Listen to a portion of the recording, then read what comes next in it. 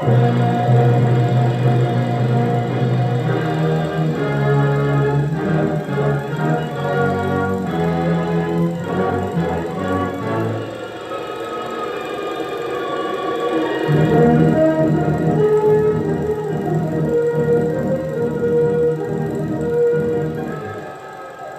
this mechanical age, here is the saga of flight. Sleek, unearthly, all speed and fire, strange shapes sweep through the heavens. For thousands of centuries, man was earthbound. Yet in the few brief decades since his conquest of the air, he has created jet-propelled ships of the sky capable of soaring 100,000 feet into the atmosphere, of spewing forth scores of rockets in a single deadly burst, of spanning oceans and continents as a matter of daily routine, of traveling 17,000 miles non-stop, of rising straight up or diving straight down, of hurtling through space at nearly 3 times the speed of sound, of beating the sun itself around our spinning globe. It all began at Kitty Hawk. A monument marks the spot where in 1903, 2 brothers named Wilbur and Orville Wright made history's first powered flight. Their achievement stirred men's souls.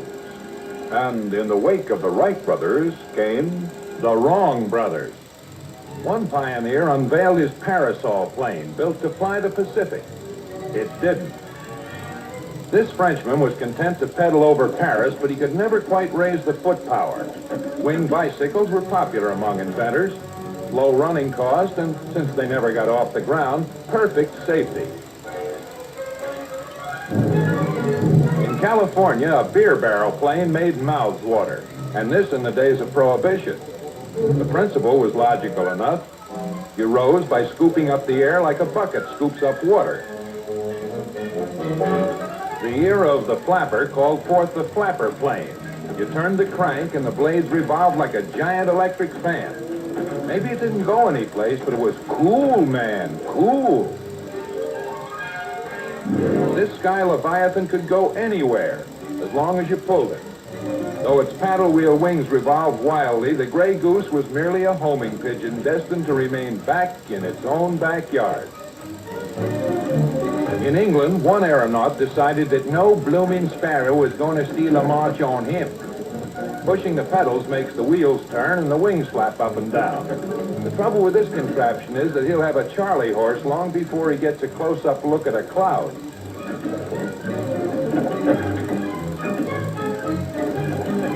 Poised precariously on a Connecticut bridge, this inventor might become an eagle, but he has a better chance of becoming an angel.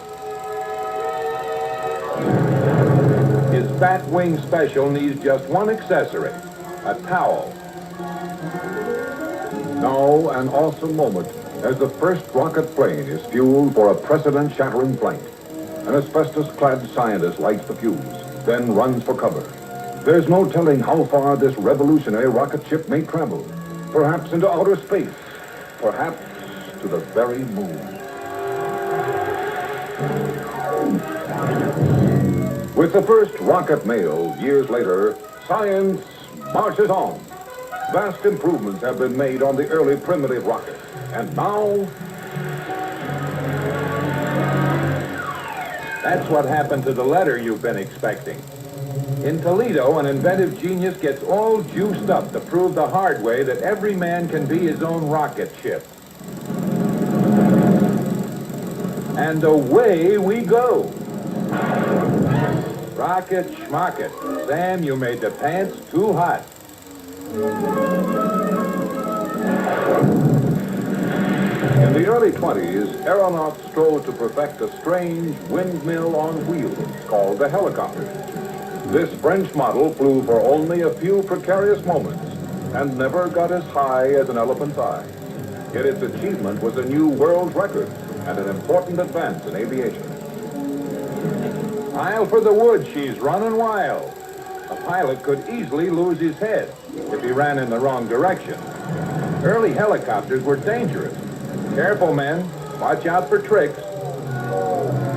In Detroit, the first umbrella helicopter makes its bow. As light as lead and cast iron could make her, This undergrown carousel was supposed to jump into the air. Try this on your next hangover.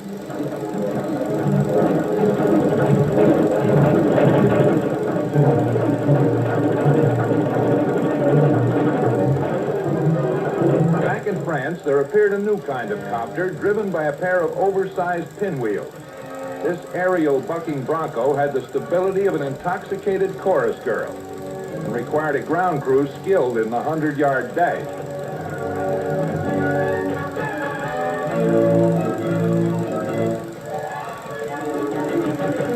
A gas bag and a pilot were added for control.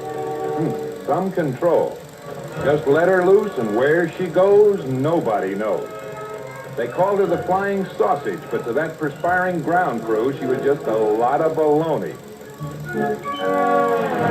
This is how they got airsick back in 1921.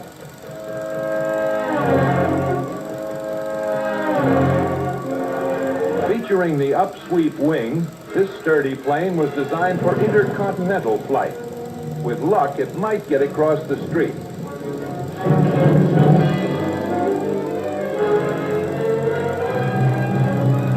Here is the short story of the Seagull plane, which in the realm of flight was just successful enough to be a crashing failure.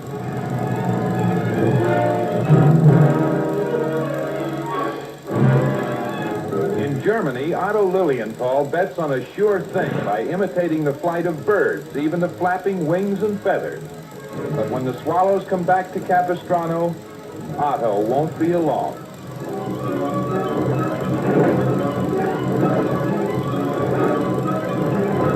Up in Maine, the wooden eagle is unveiled to a waiting world.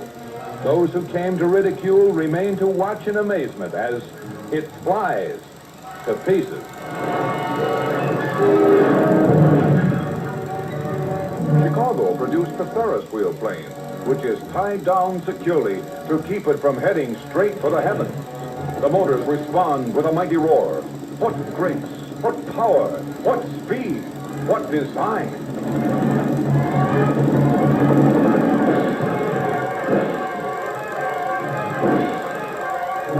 What a mess.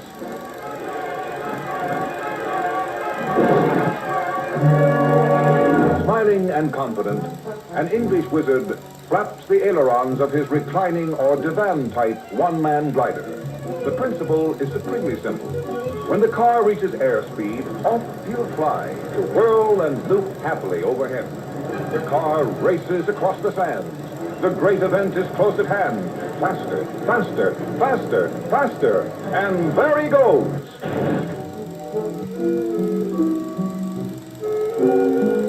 I suppose you might call that hop a flop.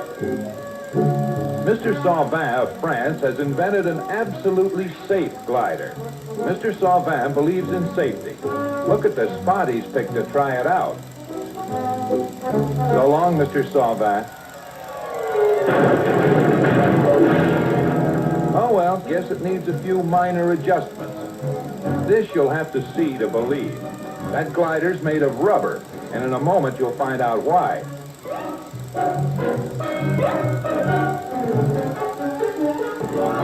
The harder it hits, the quicker it snaps back into shape. And the pilot didn't even get mussed.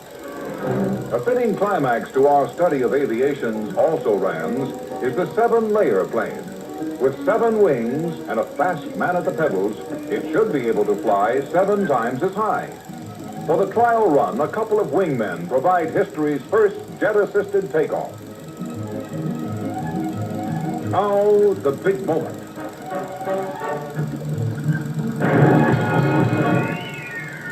That's all there is.